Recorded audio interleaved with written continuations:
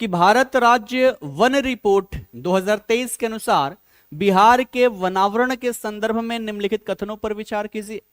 और यहां पर कथन आप सभी देख लेना, कथन क्या क्या दे रखा है। पहला है कि बिहार में अति सघन वन, जिसे वेरी डेंस फॉरेस्ट कहा जाता है, उसका क्षेत्रफल कुल वनावरण के 5% से अधिक है। दूसरा है कि वर्ष 2021 की तुलना में 2023 में बिहार के वनावरण में 75 वर्ग किलोमीटर की वृद्धि दर्ज की गई है। और तीसरा जो है वो है खुले वन बिहार के कुल वनावरण का सबसे बड़ा हिस्सा है। ये सब कुछ हमने पढ़ा हुआ है और इसके आधार पर आप सभी उत्तर देंगे। पहला ही प्रश्न स्टेटमेंट वाले, ठीक है ना, तो प्रयास करना है कि मैक्सिमम प्रश्न जो हो वो आप सभी के सही हो, ठीक है ना।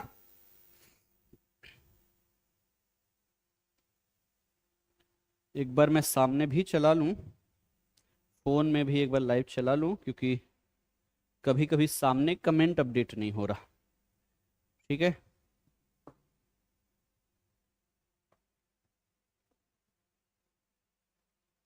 चलिए क्या आ रहा है, कोई बी कह रहा है और कोई डी, है ना। किसी का आंसर बी है, किसी का डी है। आइए देखते हैं इसका सही उत्तर क्या होगा। देखो, सबसे पहली बात कि 2023 में, चूंकि आप सबको पता ही है कि प्रत्येक 2 वर्ष में ये जारी होता है, ठीक है। प्रत्येक 2 वर्ष पर ये रिपोर्ट जो है ये जारी होता है। और बिहार पुलिस कांस्टेबल में पूछा जा चुका है कि 2023 वाला जो रिपोर्ट है ये किस नंबर का है, तो आप याद रखना ये 18वां रिपोर्ट है। कौन सा? 18वां रिपोर्ट, ठीक है। तो भारत राज्य वन रिपोर्ट 2023 की बात कर ले तो ये इस प्रकार का कौन सा 18वें नंबर का आपका रिपोर्ट है, ये याद रखना। अब आओ कथनों पर बात करें। देखो, वनों की कैटेगरी की हमने बात की थी कि वन जो है वो हमारे 3 प्रकार के हैं। एक को बोलते हैं वेरी डेंस्ड फॉरेस्ट, ठीक है। दूसरे को हम क्या बोलते हैं? Medium densed forest.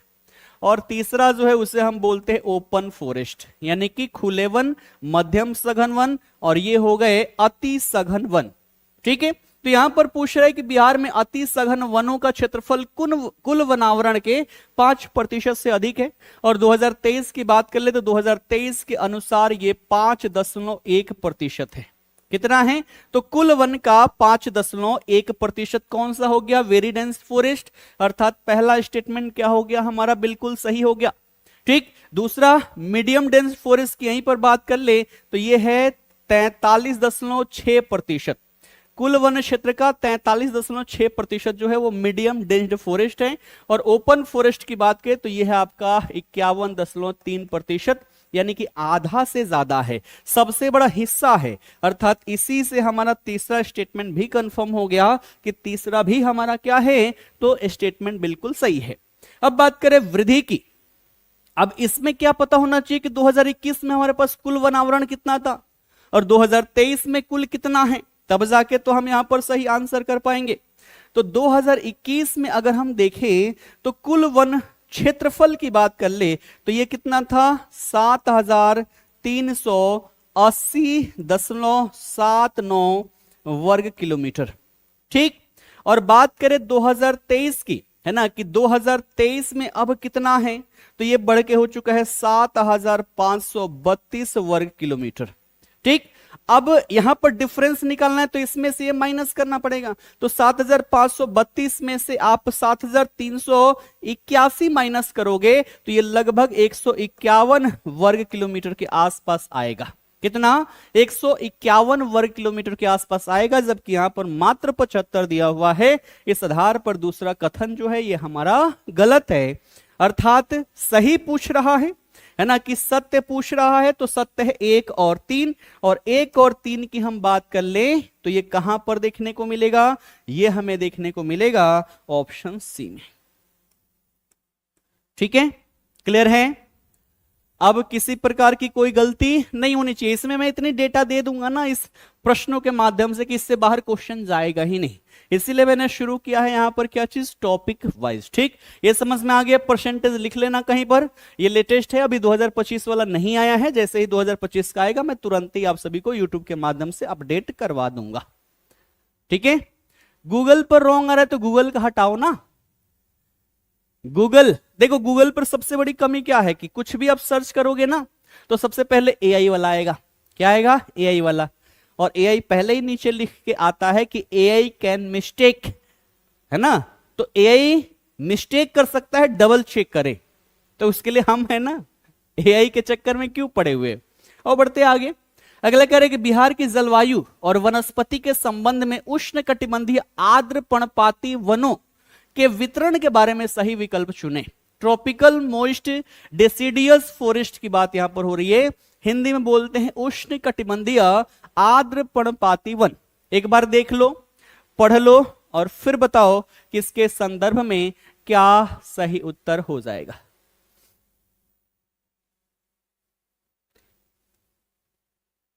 चलिए, क्या सही विकल्प मतलब 4 है, 4 में से एक ही कोई सही विकल्प होगा। अब देखो वन की बात कर लेना जलवायु के आधार पर, तो बिहार के वन को हम 2 कैटेगरी में डिवाइड कर सकते हैं। एक है आर्द्र पर्णपाती, है ना, आर्द्र पर्णपाती वन, ठीक है। एक को हम क्या बोलते हैं? एक को हम बोलते हैं आर्द्र पर्णपाती वन, और दूसरा जो है उसे हम बोलते हैं शुष्क पर्णपाती वन, ठीक है। इसी आर्द्र पर्णपाती को उष्ण कटिबंधीय आर्द्र पर्णपाती वन कह लिया जाता है, और इस शुष्क पर्णपाती वन को उष्ण कटिबंधीय शुष्क पर्णपाती वन के नाम से जाना जाता है। अब बात करिए कहां पर पाया जाएगा, तो बिहार का वो क्षेत्र जहां पर वर्षा 120 सेंटीमीटर से क्या हो, ज्यादा हो, और जहां पर वर्षा 120 सेंटीमीटर से कम हो वहां पर पाया जाएगा शुष्क पर्णपाती वन, और जहां पर 120 से ज्यादा होगा वहां पर होगा आर्द्र पर्णपाती वन।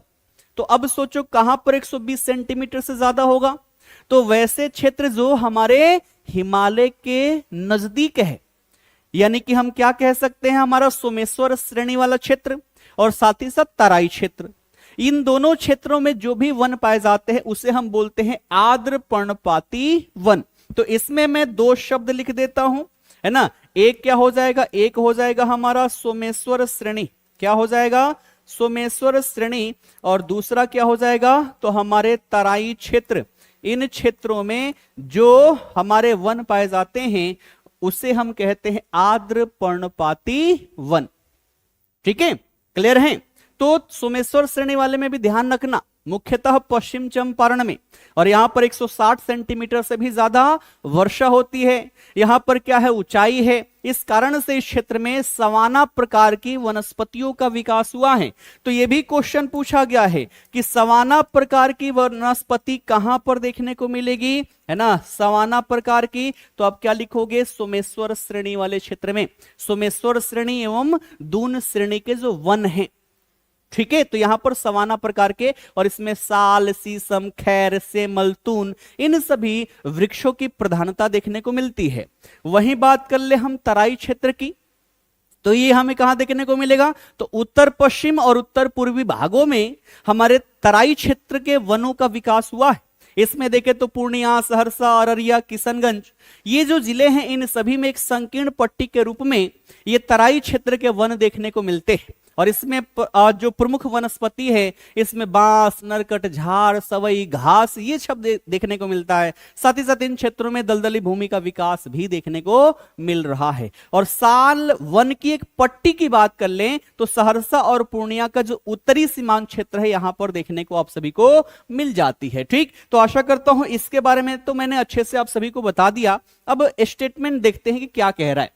कह रहे कि ये वन मुख्यतः दक्षिण पश्चिम बिहार के कैमूर में पाए जाते हैं, ऐसा संभव है? नहीं है। लो भैया ये गलत हो गया। दूसरा, ये वन उन क्षेत्रों में पाए जाते हैं जहां वार्षिक वर्षा 120 सेंटीमीटर से कम, नहीं, ये 120 सेंटीमीटर से कम होगा तो ये शुष्क पर्णपाती वन हो जाएगा। सी कह रहा है कि यह वन किशनगंज और उत्तर पूर्वी बिहार के तराई क्षेत्रों में प्रमुखता से पाए जाते हैं, ये बिल्कुल सही है। और अगला कह रहा है कि साल इन वनों की मुख्य वृक्ष नहीं है, जबकि हमने अभी अभी देखा मुख्य वृक्ष कौन कौन से, साल, शीशम, खैर, सेमल, तून, ये सारे इसके क्या है, मुख्य वृक्ष है। ये कह रहा है कि है ही नहीं, तो ये हो गया गलत, ठीक। तो सही विकल्प कौन सा हो गया, ये हो गया आपका ऑप्शन सी, ठीक है। ऑप्शन सी हमारा सही उत्तर हो गया। देखो मैं ज्यादा टाइम ले रहा हूं ताकि आप सभी को समझ में अच्छे से आए। प्रश्न आज कम करेंगे, कल ज्यादा कर लेंगे। किसी को किसी प्रकार की समस्या तो नहीं है ना, पहले बताओ। नहीं तो केवल आंसर बता के चलूं तो 40 के 40 क्वेश्चन आज ही हो जाएंगे। लेकिन मैं चाह रहा हूं कि जो टॉपिक पहली बार आए उसको अच्छे से डिस्क्राइब करूं, इससे रिलेटेड क्वेश्चन होगा तो फिर उसको फास्ट हम आगे कर लेंगे। तो किसी को किसी प्रकार की समस्या तो नहीं है ना, पूरा डिटेल में मैं चलूं, टॉपिक वाइज करने का यही तो उद्देश्य है कि इससे आने वाले क्वेश्चन फिर दोबारा आपके छूटे ही ना। ठीक है, चलो बढ़ते हैं आगे। अगला देखो, अगला कह रहे कि बिहार सरकार की जल जीवन हरियाली योजना के तहत वनीकरण के लक्ष्यों के संदर्भ में निम्नलिखित कथनों का मिलान करें। ठीक है, ये स्टेटमेंट लग रहा है दूसरे का आ गया है, नॉर्मल भी यहां पर हो जाएगा। ठीक है ना,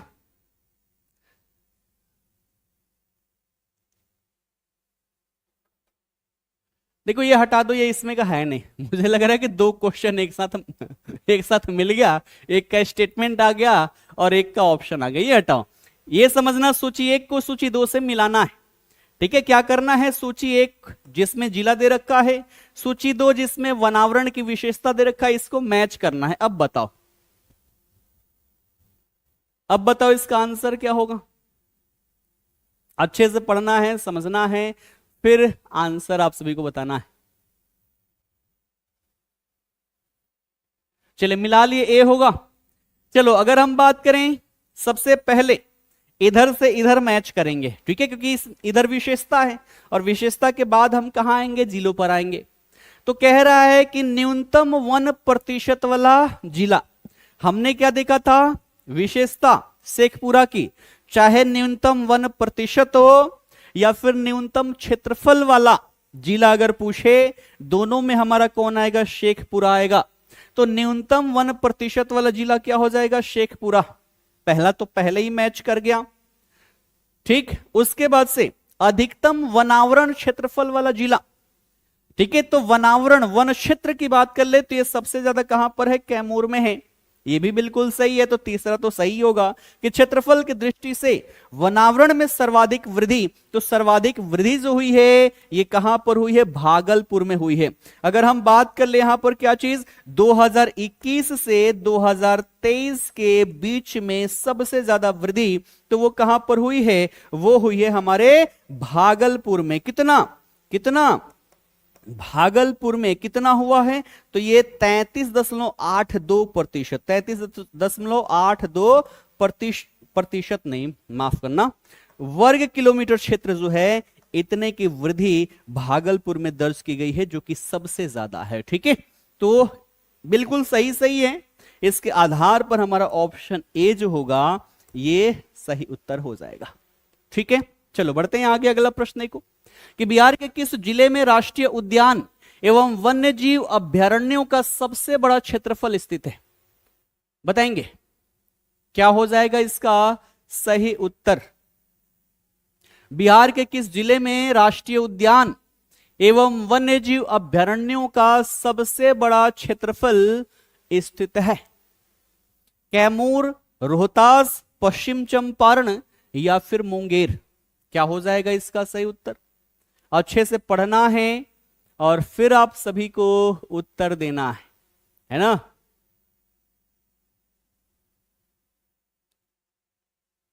चलिए सी के साथ सब जा रहे, देखो यहां पर क्या आ गया, यहां पर आ गया राष्ट्रीय उद्यान।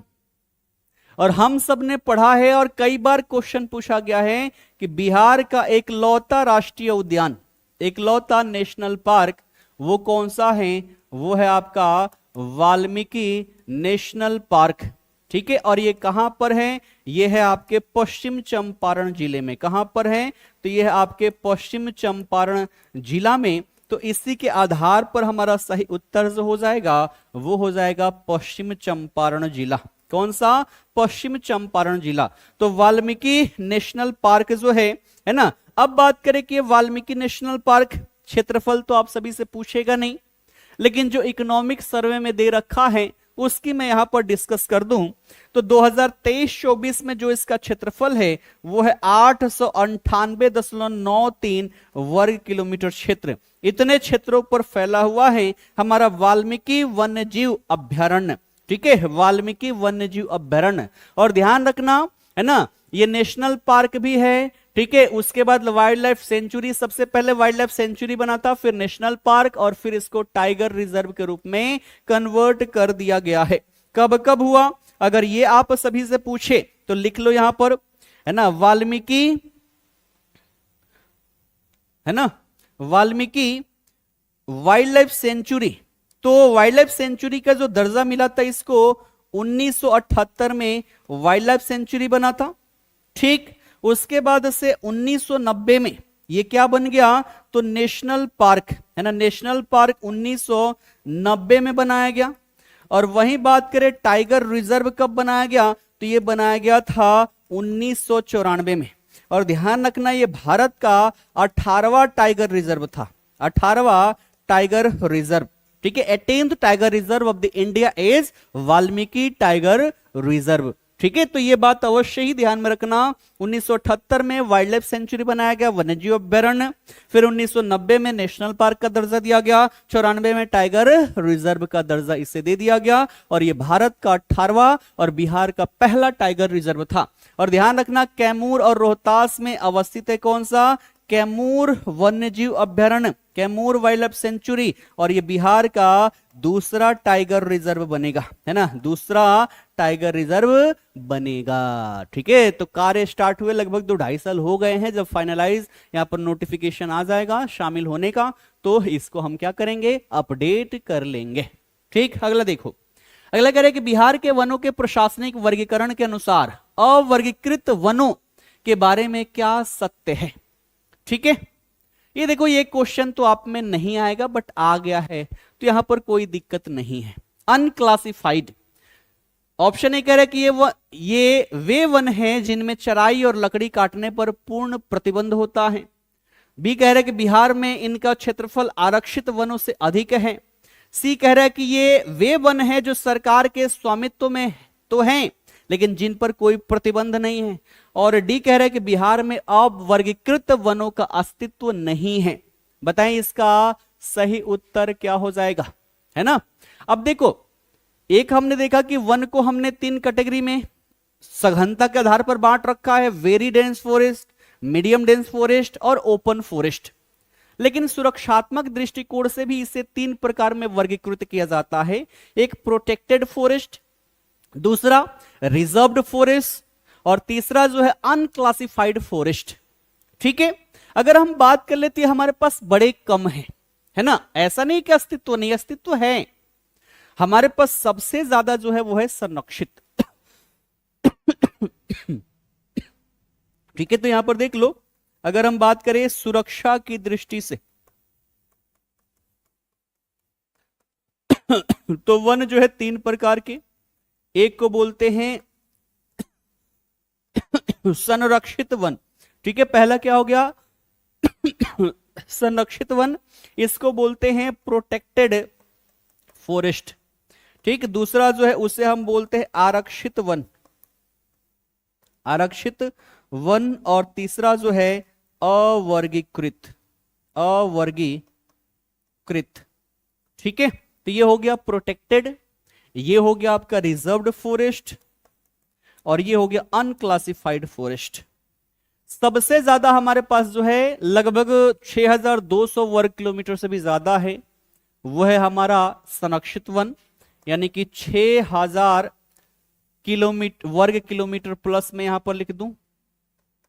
ठीक, उसके बाद से देखें तो यहां पर लगभग 700 वर्ग किलोमीटर के आसपास आपको, है ना, लगभग में मैं लिख रहा हूं 700 वर्ग किलोमीटर, ये बड़ा ही कम है ना। 2021 में 1 वर्ग किलोमीटर था, है ना, अब थोड़ा सा कम ही है ना। तो ये क्या कह रहे हैं कि क्या सत्य है। सबसे पहले देखें कि ये वे वन है जिनमें चराई और लकड़ी काटने पर पूर्ण प्रतिबंध होता है। अगर इस स्टेटमेंट की बात कर ले तो ये होता है प्रोटेक्टेड फॉरेस्ट की विशेषता। किसकी, प्रोटेक्टेड फॉरेस्ट की विशेषता ये होती है। बिहार में इनका क्षेत्रफल आरक्षित वनों से अधिक है, ऐसा है ही नहीं। ये भी किसके संदर्भ में हो गया? आरक्षित वन। इससे ज्यादा कौन सी है? संरक्षित है। तो ये भी प्रोटेक्टेड फॉरेस्ट की क्या हो गई? विशेषता हो गई। फिर कह रहा कि ये वे वन है जो सरकार के स्वामित्व में तो है लेकिन जिन पर कोई प्रतिबंध नहीं है ना, जिन पर कोई प्रतिबंध नहीं है। तो ये स्टेटमेंट बिल्कुल सही, इसमें कोई प्रतिबंध नहीं होता, इसमें हम जा सकते हैं, अपने पशुओं को चरा सकते हैं, लकड़ी की कटाई कर सकते हैं। तो सी सही है। और कह रहे कि बिहार में अवर्गीकृत वनों का अस्तित्व नहीं है ना। 1 से 2 वर्ग किलोमीटर क्षेत्र में इसका विस्तार देखने को मिलता है। तो सही उत्तर जो होगा वो होगा हमारा ऑप्शन सी। ठीक है, क्लियर है, समझ में आ गई बातें?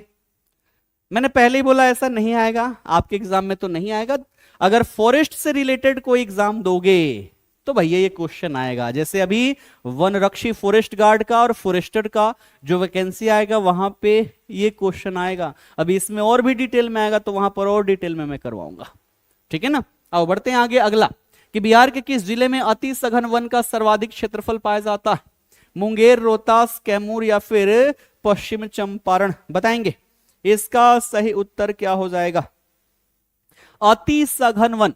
अति सघन वन का मतलब यह होता है कि जहां पर वनों की जो वनों से नीचे का क्षेत्र जो है ना ढका हुआ, सघनता। तो सघनता जो है यहां पर हम क्या कहें कि वैसे क्षेत्र जहां पर सघनता 70% से अधिक हो उसे अति सघन वन कहा जाता है। ठीक। अगर हम बात करें हमारे पास कितना कुल वन क्षेत्र कितना है, अगर 2023 की रिपोर्ट देखें तो हमारे पास कुल वनावरण क्षेत्र जो है वो कितना है? तो वो है हमारा, अभी अभी हमने बात किया था 7532 वर्ग किलोमीटर, जो कि राज्य के कुल भौगोलिक क्षेत्र का मात्र 8% है। ध्यान रखना, प्रतिशत भी पूछा जाता है। होना कितना चाहिए? तो बेहतर वातावरण के लिए कम से कम कुल भौगोलिक क्षेत्र का 1/3 भाग यानी कि 33.3% कम से कम वन क्षेत्र होना चाहिए। हमारे पास 10% भी नहीं है, मात्र 8% वर्ग क्षेत्रों पर हमारे पास वन क्षेत्र अवेलेबल है। और कुल वनावरण में से अगर हम बात करें अति सघन वन, वेरी डेंस्ड फॉरेस्ट की हम बात कर लें जहां पर 70% से ज्यादा सघनता है, तो ये तो भैया है हमारे पास कितना? तो कुल वन क्षेत्र का मात्र 5.1%। यानी कि अगर हम वर्ग किलोमीटर में देखें तो कितना है? मात्र 387 वर्ग किलोमीटर क्षेत्र में हमारे पास क्या है? अति सघन वन है। लेकिन इसमें से भी अगर पूछ ले आप सभी से कि सर्वाधिक किसके पास है, तो सर्वाधिक जो है वो है वेस्ट चंपारण के पास, पश्चिम चंपारण के पास। 387 वर्ग किलोमीटर में से अकेले 303.8 वर्ग किलोमीटर जो हमारा अति सघन वन है वो अकेले पश्चिम चंपारण में है। इसलिए हमारा सही उत्तर होगा यहां पर ऑप्शन डी। ठीक है ना, ऑप्शन डी हमारा सही उत्तर होगा। ठीक है। सबसे ज्यादा क्षेत्रफल पूछे तो हमारा क्या हो जाएगा? मुंगेर। दूसरे नंबर पर आ जाएगा पश्चिम चंपारण। साइंस आपका मंडे से शुरू हो जाएगी। ठीक है, क्लियर। बढ़े आगे। चलो अगला क्वेश्चन देखो। बिहार में खुले वन कुल भौगोलिक क्षेत्रफल का कितना प्रतिशत है? बताएं। ओपन फॉरेस्ट जो है ये बिहार में कुल भौगोलिक क्षेत्रफल का कितना प्रतिशत है? बताओ। क्वेश्चन जो है ना बड़े तगड़े तगड़े है ना, क्वेश्चन बड़े तगड़े तगड़े हैं, मजेदार मजेदार है। इसका आंसर क्या हो जाएगा?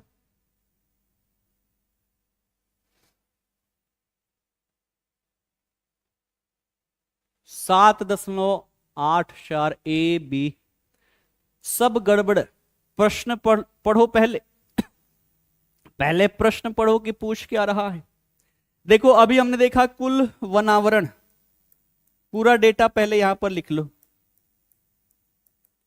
कुल वनावरण हमने देखा कितना है? यह 7532 वर्ग किलोमीटर यानी कि कुल क्षेत्रफल का 8%। ठीक। इसमें से वेरी डेंस्ड फॉरेस्ट हमने देखा कितना है? तो वेरी डेंस्ड फॉरेस्ट जो है ये है मात्र 387 वर्ग किलोमीटर। मीडियम डेंस्ड फॉरेस्ट की बात कर लें तो यह है हमारा कितना? 3284 वर्ग किलोमीटर। और ओपन फॉरेस्ट की बात कर ले तो ओपन फॉरेस्ट जो है ये है 3861 वर्ग किलोमीटर।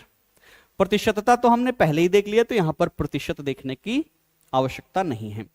पूछ रहा है कि ये जो वन क्षेत्र है ये हमारे कुल भौगोलिक क्षेत्रफल का, यानी कि ये जो हमारा 3861 वर्ग किलोमीटर है, ये हमारे 94,163 कुल क्षेत्रफल कितना है, 94,163 वर्ग किलोमीटर क्षेत्र का कितना प्रतिशत है ये पूछ रहा है ना। यहां पर थोड़ा सा मैथ लगाना पड़ेगा। चलो यहां पर चंदा देवी का बिल्कुल सही है, उन्होंने मैथ लगाया है ना, उन्होंने मैथ लगाया है, और जिन्होंने मैथ लगाया है उनका बिल्कुल सही है। क्या हो जाएगा, तो ये इसका कितना प्रतिशत है, यह है 4.1%। कितना है, 4.1%। तो हमारा ऑप्शन सी सही उत्तर होगा। ठीक है, ठीक। अच्छा, क्वेश्चन कईयों को तो समझ में ही नहीं आया। ये बताया था कि कुल भौगोलिक क्षेत्रफल का, यानी कि इसका जो है ये 5.1% है, इसका 5.1% है, और इसका 51% से ज्यादा है, आधा से ज्यादा है। लेकिन ये इसका नहीं पूछ रहा है, ये इसका पूछ रहा है। यानी कि हमारा कुल क्षेत्रफल जो है भौगोलिक क्षेत्रफल का, उसका ये कितना प्रतिशत है। तो ये निकालोगे इसका कितना प्रतिशत, मैथ में जाओगे तो कितना आ जाएगा, 4.1% होगा। ठीक है, समझ में आ गई बात। तो ऐसे भी तो क्वेश्चन पूछा जाएगा, ऐसे दिमाग क्यों नहीं लगाते। अगर यहां पर नहीं लगाओगे तो एग्जामिनेशन हॉल में जब पहली बार ऐसा क्वेश्चन आएगा तो पक्का गलत मार के आओगे, खुश हो के आओगे कि हमने तो लगा दिया। हमने क्या किया, हमने तो लगा दिया, लेकिन गलत लगा के आओगे। लेकिन मैंने पहले ही कहा है कि आपको यहीं पर इतना तैयार कर देंगे कि वो एग्जाम आपको बिल्कुल हवा लगेगा। अगला देखो, अगला कह रहा है कि बिहार के वनों में पाए जाने वाले साल वृक्ष के संदर्भ में कौन सा कथन असत्य है। बताएं, कौन सा कथन जो है असत्य है।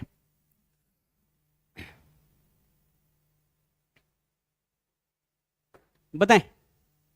मजेदार मजेदार प्रश्न है और आसान आसान प्रश्न है, बस थोड़ा सा आपको अच्छे से यहां पर पढ़ना है, समझना है, सोचना है।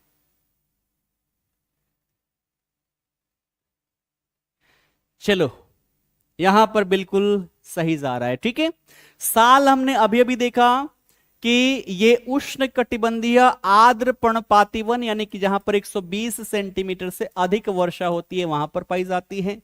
तो ये क्या है, बिल्कुल सही है। साल वृक्ष अपनी कठोरता और इमारती लकड़ी के लिए प्रसिद्ध है, बिल्कुल सही है। इसे स्थानीय भाषा में सखुआ कहते हैं, ये भी बिल्कुल सही है। और ये केवल दक्षिण बिहार के पठारी क्षेत्र में पाया जाता है, नहीं, ये तो वहां पाया जाएगा जहां पर 120 सेंटीमीटर से ज्यादा वर्षा होगी, और पठारी क्षेत्रों में वर्षा इतनी होती ही नहीं है। तो गलत पूछ रहा है, तो गलत हमारा क्या है, ऑप्शन डी है। ठीक है, मजा आ रहा है ना सभी को, सभी को मजा आ रहा है ना।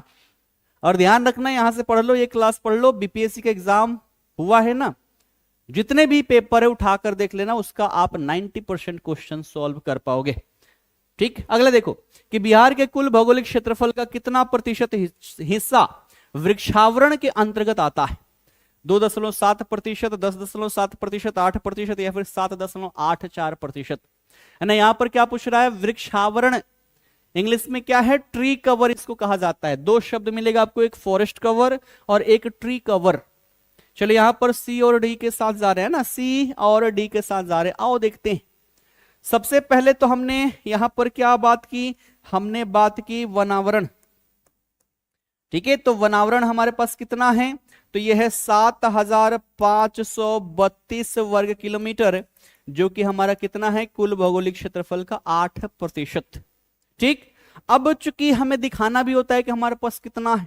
अगर हमारे पास केवल वन क्षेत्र ही 30-32% होते तो हम वृक्षावरण दिखाते ही नहीं, लेकिन हमारे पास क्या है, वनावरण ऐसे ही कम है, तो इसको थोड़ा सा ज्यादा दिखाने के लिए हम इसमें वृक्षावरण को भी जोड़ देते हैं, है ना। वृक्षावरण, वनाच्छादन इसको कह लेते हैं, या वृक्षावरण कह लेते हैं, है ना। इंग्लिश में ट्री कवर कह लेते हैं। और ये जो है, ये है हमारा 2.7%।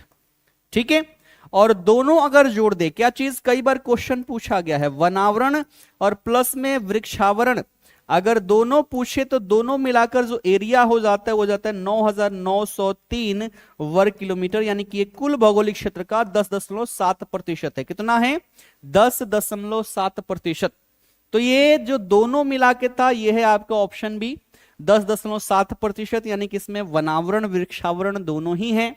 ठीक है, अगर वनावरण केवल पूछता तो 8% ये वाला उत्तर हो जाता, वृक्षावरण पूछा है तो आपका ऑप्शन ए हो जाएगा, क्योंकि वृक्षावरण जो है हमारा कितना है, यह है 2.7%। तो ऑप्शन ए वाले सारे सही थे। और ये 7.8% ये 2021 के अनुसार बिहार के कुल वनावरण क्षेत्र का प्रतिशत दे रखा है। ठीक है, तो ये सब कहीं ना कहीं किसी न किसी प्रश्न का उत्तर है। आशा करता हूं आप सभी अच्छे से समझ पाए होंगे। तो ये हो गया हमारा वनावरण, वनावरण वृक्षावरण जब दोनों जोड़ दे तो 10.7% हो जाएगा, केवल वनावरण हो जाएगा 8%। तो प्रश्न में देखना कि वनावरण पूछ रहा है, फॉरेस्ट कवर पूछ रहा है, या ट्री कवर पूछ रहा है, या दोनों मिलाकर पूछ रहा है, उसके अनुसार आप उत्तर देना, अन्यथा की स्थिति में हो जाएगा गड़बड़। ठीक है, क्लियर। अगला देखो, अगला कह रहे कि भीमबांध वन्यजीव अभ्यारण्य की स्थापना किस वर्ष हुई थी? भीमबांध वन्यजीव का स्थापना किस वर्ष हुई थी? बताएंगे? 1978, 76, 82 या फिर 89? क्या हो जाएगा इसका सही उत्तर? चलो, कोई बी कह रहा है, कोई सी कह रहा है। बात हो रही है भीमबांध वन्यजीव अभ्यारण्य की। ठीक है, आइए बात करते हैं इसकी हम डिटेल में। ठीक है, किसकी बात हो रही है? बात हो रही है भीमबांध वन्यजीव अभ्यारण्य। सबसे पहले बात करें कि ये है कहां पर, कौन से जिले में है। सबसे पहले सभी लोग कमेंट करेंगे, भीमबांध वन्यजीव अभ्यारण्य किस जिले में है? फटाफट पहले कमेंट करो, उसके बाद बढ़ेंगे आगे। कोई 1976 कह रहा है, कोई 1982 कह रहा है। आओ कंफ्यूजन करते हैं दूर, है ना। वाह, बहुत बढ़िया, इतने बढ़िया बढ़िया आप सभी उत्तर दोगे, दिल खुश हो जाएगा। ठीक है, दिल खुश हो जाएगा। भीम बांध की बात कर लें तो यह है कहां पर? यह है मुंगेर जिले में। ठीक है, कहां पर है? यह है मुंगेर जिले में भीम बांध। और इसकी स्थापना जो की गई थी, इसकी स्थापना जो हुई थी वो हुई थी 1976 में। कब? 1976 में, अर्थात ऑप्शन बी जो है ये हमारा यहां पर सही उत्तर हो जाएगा। 1976 में इसकी स्थापना हुई थी। ठीक, तो ऑप्शन बी हो गया। इसके साथ साथ कुछ अन्य तो बात कर ले। एक कौन सा? गया जी। गया जी में कौन सा है? तो गौतम बुद्ध वन्यजीव अभ्यारण्य। कौन सा? यहां पर है गौतम बुद्ध वन्यजीव अभ्यारण्य। ठीक है, गौतम बुद्ध वन्यजीव अभ्यारण्य। और इसकी भी स्थापना 1976 में हुई थी। कब हुई थी? 1976 में हुई थी। ठीक, उसके बाद से बात कर ले 1978 में, तो राजगीर वन्यजीव अभ्यारण्य जो है उसकी स्थापना हुई थी। ठीक है, राजगीर वाइल्ड लाइफ सेंचुरी, इसकी स्थापना 1978 में हुई थी। इसी को पंत वन्यजीव अभ्यारण्य भी कह लेते हैं। इसी को पंत वन्यजीव अभ्यारण्य भी कह लेते हैं। कौन से जिले में है? फटाफट कमेंट करके बताओ, है ना, फटाफट कमेंट करके बताओगे।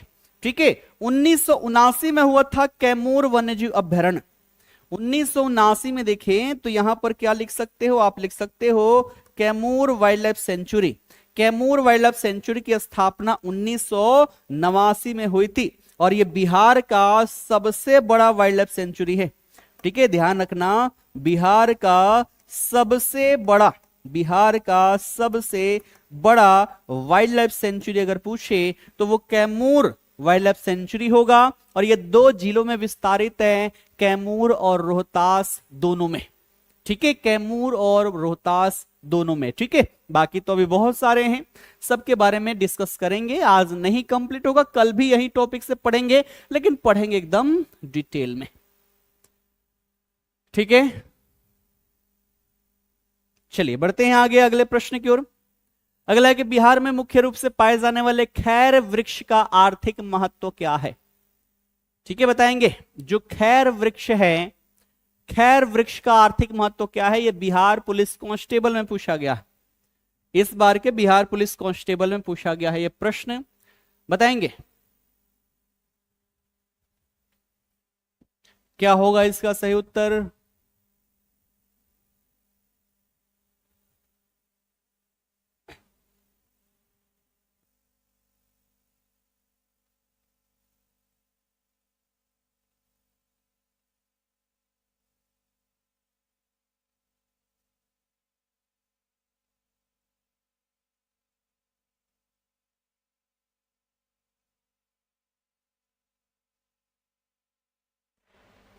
क्या हो जाएगा, बीड़ी बनता है। खैर वृक्ष से बीड़ी बनता है।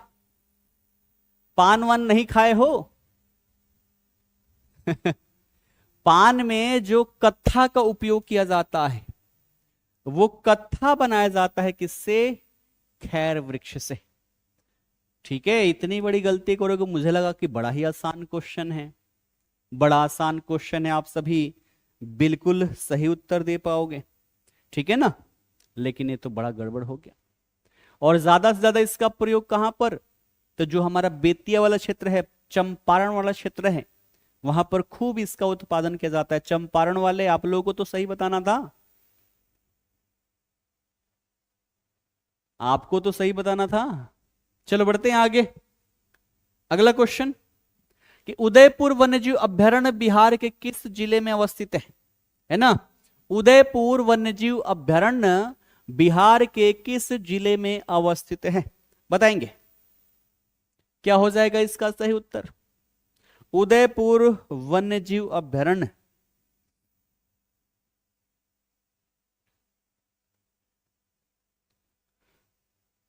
अच्छा है, कुछ पान खाने वाले हैं, बट नहीं खाना चाहिए। ठीक है ना। चलो यहां पर कोई सी कह रहा है, कोई डी। अगर इसकी बात कर ले, उदयपुर वन्यजीव अभयारण्य, तो ये है आपके पश्चिम चंपारण में। कहां पर है? तो ये आपके पश्चिम चंपारण में अवस्थित है। और बात करें कि इसकी स्थापना कब हुई थी, तो इसकी भी स्थापना जो हुई थी वो 1978 में, 1978 में इसकी भी स्थापना हुई थी। ठीक है ना, क्लियर। चलो अब मैं कहूं आप सभी से कि कुशेश्वर स्थान पक्षी अभयारण्य कहां पर है। ठीक है, अब बताओ कुशेश्वर स्थान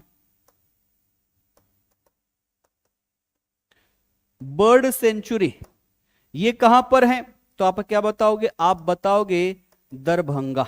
क्या बताओगे? दरभंगा बताओगे। इसकी स्थापना कब हुई थी, तो 1994 में इसकी स्थापना हुई थी।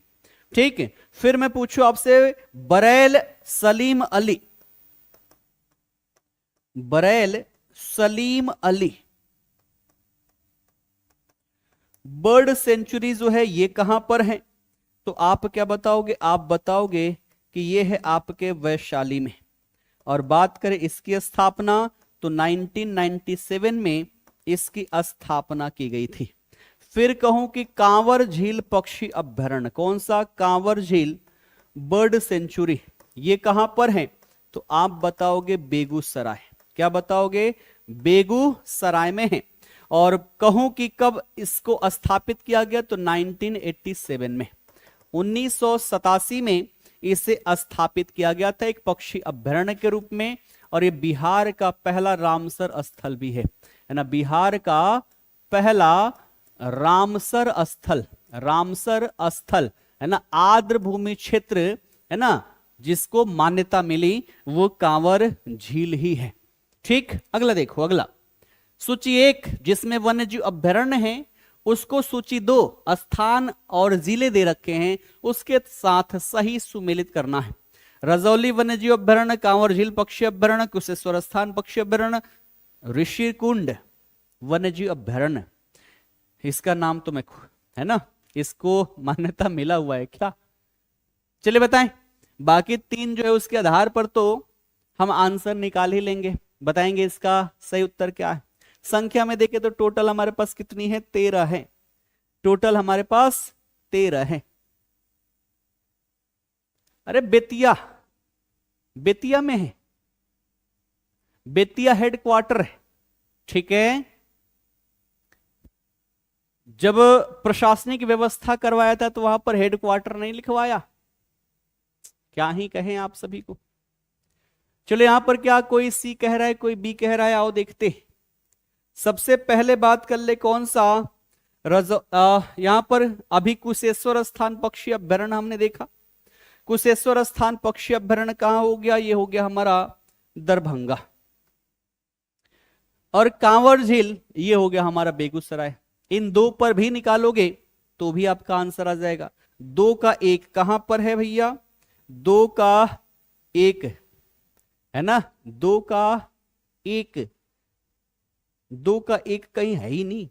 अच्छा यहां है, ये रहा 2 का 1, 3 का हो गया 4, 1 का हो गया 2, है ना। रजौली कहां पर है, नवादा में है। और ऋषिरकुंड वन्यजीव अभ्यारण्य मुंगेर, है ना। तो यहां पर सही उत्तर क्या हो जाएगा, ये हो जाएगा ऑप्शन बी, ठीक है। तो बी वाले जो हैं वो यहां पर क्या है, सही है। चलो अगला देखो कि बिहार का एकमात्र राष्ट्रीय उद्यान कौन सा है। ये इस बार बिहार पुलिस के 4 शिफ्ट में और बिहार दरोगा के 1 शिफ्ट में क्वेश्चन पूछा गया है कि बिहार का एकमात्र राष्ट्रीय उद्यान कौन सा है। तो इसके बारे में तो हमने अभी अभी चर्चा किया, है ना, इसके बारे में हमने अभी अभी चर्चा किया, तो इसमें तो कोई डाउट होना ही नहीं चाहिए। चलो बताओ इसका सही उत्तर क्या हो जाएगा। चलो एक साथ आ रहे, बहुत बढ़िया, वाल्मीकि राष्ट्रीय उद्यान, ठीक है। वाल्मीकि नेशनल पार्क जो है ये बिहार का इकलौता राष्ट्रीय उद्यान है। और इसके बारे में हमने क्या क्या पढ़ा, हमने पढ़ा कि 1978 में इसे वाइल्ड लाइफ सेंचुरी का दर्जा मिला। उसके बाद देखे 1990 में 5 दिसंबर को इसे नेशनल पार्क का दर्जा मिला। फिर हम देखा 1994 जो है इसमें भारत का 18वां टाइगर रिजर्व इसे बनाया गया, ठीक है। और यहीं पर देखें तो 2010 में, है ना, 2010 में वाल्मीकि बाघ संरक्षण फाउंडेशन का गठन किया गया है। तो ये ध्यान रखना, है ना, ये भी क्वेश्चन पूछा गया है। वाल्मीकि बाघ संरक्षण फाउंडेशन, इसका गठन कब किया गया है, तो 2010 में किया गया है, ध्यान रखना। कहां पर है, तो यह है आपके पश्चिम चंपारण में। कहां पर है, तो यह आपके पश्चिम चंपारण में। और इसी पश्चिम चंपारण में एक और है उदयपुर वाइल्ड लाइफ सेंचुरी। कौन सा, तो उदयपुर वाइल्ड लाइफ सेंचुरी, और इसकी स्थापना 1978 में हुई थी, ठीक है ना। तो ये दो आपके पश्चिम चंपारण में है। अगला देखो कि बिहार का सबसे बड़ा वन्यजीव अभ्यारण्य कौन सा है। बिहार का सबसे बड़ा वन्यजीव अभ्यारण्य कौन सा है, बताएं क्या हो जाएगा। अभी अभी थोड़ी देर पहले भी हमने इसका डिस्कशन किया हुआ था, तो आप सभी बताएंगे सबसे बड़ा वन्यजीव अभ्यारण्य जो है कौन सा है। चलो यहां पर बी वाल्मीकि, नहीं ना, सबसे बड़ा अभी थोड़ी देर पहले नहीं बताया था, वन्यजीव अभ्यारण्य पूछा जा रहा है। और वन्यजीव अभ्यारण्य की बात करें तो सबसे बड़ा जो है वो है कैमूर वन्यजीव अभ्यारण्य। कौन सा, कैमूर वन्यजीव अभ्यारण्य, ठीक है।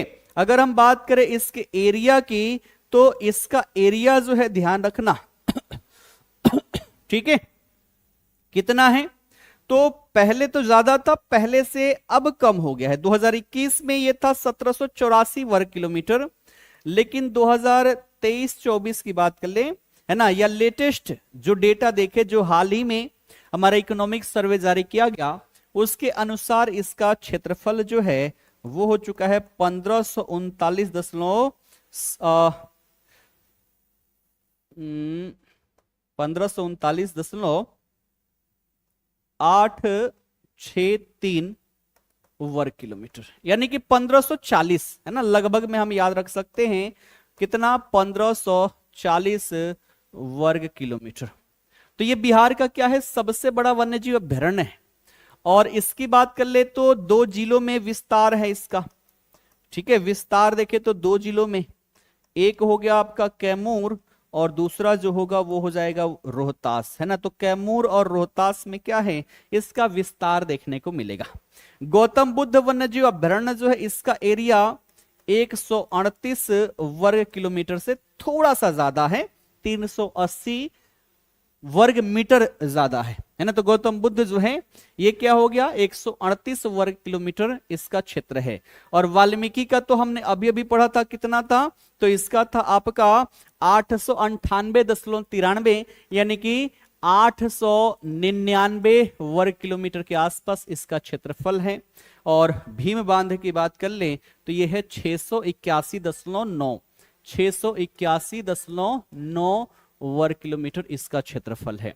अब पूछ दे सबसे छोटा, है ना, कि सबसे छोटा कौन सा है। अब सबसे छोटा आप सभी बताना, सबसे छोटा आप सभी कमेंट करके बताओ, क्योंकि पहले मैं कई बार इसका डिस्कस कर चुका हूं, आज नहीं किया, है ना, आज नहीं किया, लेकिन पहले कई बार डिस्कस कर चुका हूं कि सबसे छोटा जो है वो कौन सा है। मैं पहले ही बता दूं, जमुई में है, ध्यान रखना, है ना, जमुई में है। सबसे छोटा कौन सा है, नहीं, संजय गांधी जैविक उद्यान का नाम बदल गया, ध्यान रखना, क्या हो चुका है, तो पटना जू के नाम से अब उसको जाना जाएगा। सबसे छोटा कौन सा हो जाएगा, तो वो हो जाएगा आपका नागी पक्षी अभ्यारण्य, नागी डैम। कैसे भूल जाते हो आप सभी लोग, नागी डैम बर्ड सेंचुरी कहां पर है, ये है जमुई में। ये क्या है, ये सबसे छोटा है। छोटा है तो कितना है, तो ये जो है 1.9151 वर्ग किलोमीटर, यानी कि 2 वर्ग किलोमीटर से भी क्या है, कम है। और ये क्या है, कृत्रिम जलाशय है ना, हमने खुद ही बनाया है, नेचुरल ये नहीं है, ध्यान रखना। यही जमुई में ही एक और है, नकटी डैम पक्षी अभ्यारण्य, ये थोड़ा सा ज्यादा है, 3.33 वर्ग किलोमीटर है। तो सबसे छोटा हमारा नागी डैम बर्ड सेंचुरी हो गया, सबसे बड़ा कैमूर वन्यजीव अभ्यारण्य हो गया। ठीक है ना, चलो 15 हो गया, 15 ही रहने देते हैं, क्योंकि आज शादी भी है, मामा के लड़के की शादी है, वहां के लिए निकलना है। और चूंकि कहा जाता है ना, लंगोटिया यार वाला, तो वो हमारा यहाँ पर दोस्ताना है। और इस दोस्ताने वाली भाई की शादी में मैं अभी तक नहीं पहुंचा। दुख तो उनको लग ही रहा होगा, बट कोई दिक्कत नहीं, अपना कर्तव्य भी तो निभाना है। ठीक है, तो अपना कर्तव्य का निर्वहन हो चुका, अब नहा धो के निकलेंगे वहां पर। ठीक है, आज 1 है, कल उनको 2 करके लेकर आएंगे और फिर भागे भागे आकर फिर से क्लास लेना है। ठीक है ना, तो इस शादी वाले सीजन में मैंने रिकॉर्ड तोड़ा हुआ है ना, यहां पर मैंने रिकॉर्ड तोड़ा हुआ है, कम से कम 20-21 भोज तो मैंने निपटा दिया है। आज 22वां भोज है और छोड़ना एक भी नहीं है। और उसके बाद से मैं वजन करूंगा कि मेरा वजन कितना बढ़ा हुआ है, कितना भोज का आनंद मैंने लिया हुआ है। ठीक है ना, तो बाकी अभी इसमें टोटल एक बार मैं देख लूं, टोटल क्वेश्चन कितने बने थे। टोटल जो क्वेश्चन बने हैं वो बने हैं आपके 29, 15 हो गए, 14 और कल करेंगे। तो आपका पूरा का पूरा वन्यजीव अभ्यारण्य से क्वेश्चन जितने बन सकते वो सारे यहां पर हैं।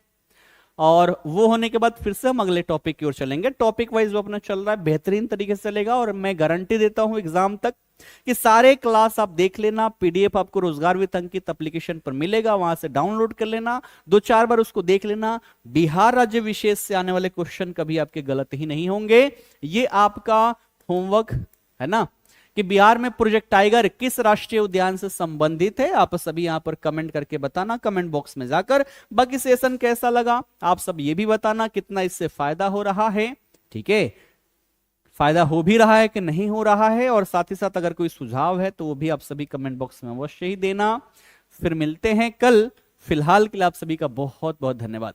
और करेंट अफेयर की बात करें तो करेंट अफेयर, ये शादी आज बीत जाती है, मैं मंडे या ट्यूसडे को पहली करंट अफेयर की क्लास लेकर आऊंगा बिहार राज्य से संबंधित। सप्ताह में अभी एक ही कक्षा लूंगा, लेकिन ध्यान रखना 5 से 6 कक्षा में आपका वर्ष भर का बिहार का करंट अफेयर में कवर अप करवा दूंगा। ठीक है, तो सोमवार या फिर मंगलवार को आपकी करंट अफेयर की सेशन होगी, या तो नाइट में मैं लगवाऊं या फिर सुबह सुबह ही करंट अफेयर की क्लास करवा दूं। ठीक है, तो वर्ष भर का करंट अफेयर आपके एग्जाम से पहले पहले बिहार राज्य विशेष का मैं कंप्लीट करवा दूंगा। ठीक है, चलिए आप सभी का बहुत बहुत धन्यवाद। और सेशन में मजा आए तो खूब सारा लाइक और शेयर भी करो, ये सब तो करते नहीं हो।